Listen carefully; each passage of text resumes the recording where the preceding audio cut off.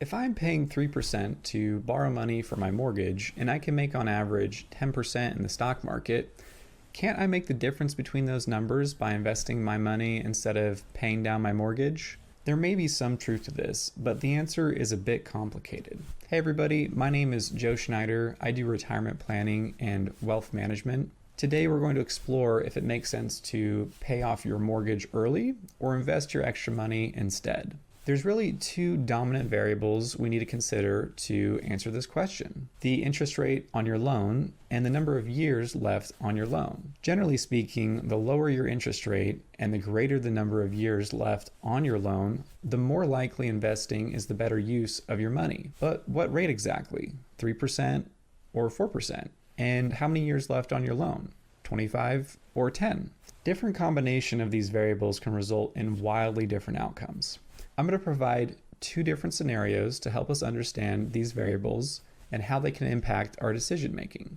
In the first scenario, which we'll cover in this video, we're going to assume we've received an inheritance that would allow us to pay off our mortgage in full. In the second, which will be part two, we're going to assume our income has increased, allowing us to make additional monthly payments to our mortgage. So let's dive in and take a look at the inheritance scenario. So in this scenario, we have an original loan balance of $1 million on a 30-year loan with an interest rate of 3%. That gives us a monthly mortgage payment of around $4,000. The rate of return we will use for investing in the stock market is 7%. While it's true the stock market returns on average around 10%, there are periods where the average is much lower than 10%.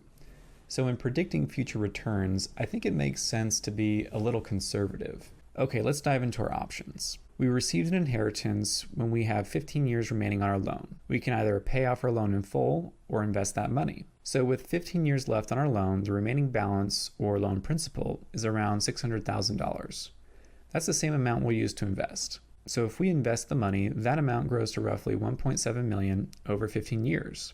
However, we also need to consider that we're making monthly mortgage payments for 15 years as well. So the net value of our decision to invest is our investment of $1.7 million minus our total remaining mortgage payments of $700,000, leaving us a net value of around $1 million. It's important to include this step, otherwise we aren't making a fair comparison between each option. Also, side note, our remaining mortgage payments is greater than our remaining balance because it includes interest. Okay, now let's compare that to paying off our loan.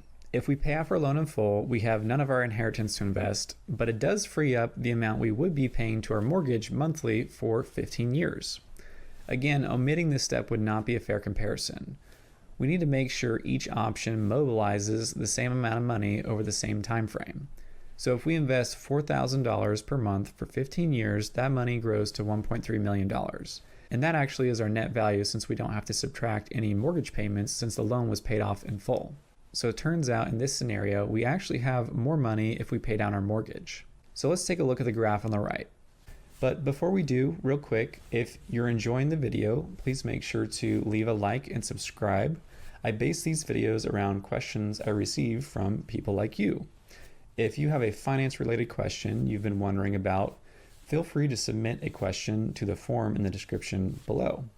Okay, now the graph. So what this is showing us is how the number of years remaining on the loan affect our net values. The red line represents the net value of paying off our mortgage. The blue line represents the net value of investing the money. If we look at the 15-year mark on the graph, we can see the two net values we computed, 1.3 million and 1 million. The red line is above the blue line. But what we can see is that if the years remaining on our loan is greater, there actually comes a point where it makes more sense to invest our money. That's the intersection point of the two lines, which is around 22 years. The yellow line simply represents the remaining loan balance, or said another way, the amount of money that we have to mobilize. If mobilized, we stand to gain the value of either the blue line or the red line. As our time horizon increases, the amount of money we stand to gain eventually can become greater than the amount that we mobilize. This is the power of compounding. So let's pick a number of years where the blue line is above the red line and see what our calculation shows. Let's go with 25 years. So as you can see, our numbers updated to reflect what 25 years remaining looks like. Investing our inheritance produces around 3.7 million and paying off our mortgage produces around 3.4 million. So we have an extra $400,000. Now that the value of investing is greater than the net value of paying off the mortgage, does it mean investing is the right decision?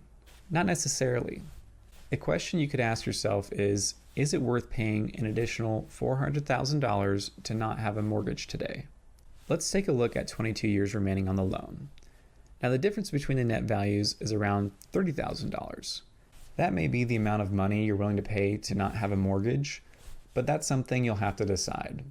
And remember, we're estimating future returns of the stock market, so reality may look a lot different. We can control paying off our mortgage, but we can't control the return of our investment in the stock market. Let's briefly consider changing some of our variables. Let's say we hike up the interest rate on our loan to 6%.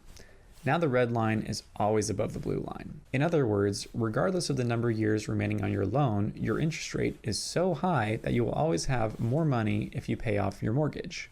Now, if we raise the return of our investment to 10%, we can see that the lines intersect, meaning the years remaining on our loan is a factor once again. 10% may not be reasonable, but it's helpful to play around with these variables to see the relationship between two uses of your inheritance. Before we wrap up, I want to mention that for simplicity's sake, I excluded some variables that could significantly affect our calculations. I will cover those in part 2, along with an exploration of how the analysis changes when we have extra income to pay down our mortgage instead of an inheritance. If there's one thing to take away from this video, it's that the variables can dramatically impact our net values. In some situations, we stand to gain a lot by choosing one option over the other. In others, it may be a toss-up. Because of this, it could be beneficial to speak with a professional to explore which option makes sense for you. If you'd like me to run the numbers for your situation, feel free to fill out the form in the video description. If you have any questions or comments, feel free to leave a comment below. Okay, thanks for watching. I will see you in part 2.